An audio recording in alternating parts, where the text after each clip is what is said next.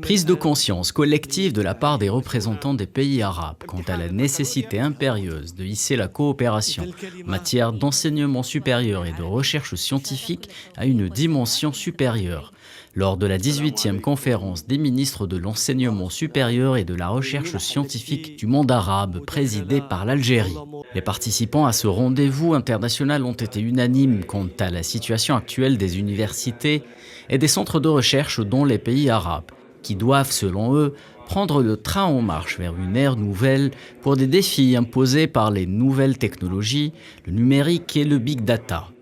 Nous lançons dans ce congrès des projets très innovants et stratégiques pour le monde arabe. C'est une étape nouvelle que nous lançons à partir de l'Algérie, dont tout d'abord le travail arabe commun, et pour lancer ces projets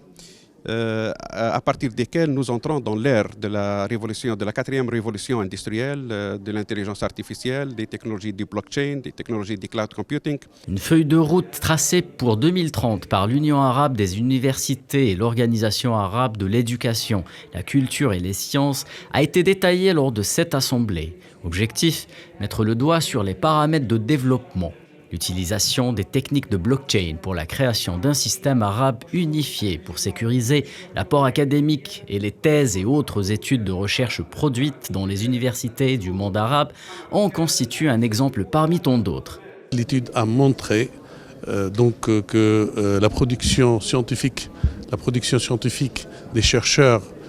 affiliés aux universités arabes est en extension durant les 5 dernières années, et puis avec une bonne qualité aussi, ce qui a permis à pas mal d'universités arabes à intégrer les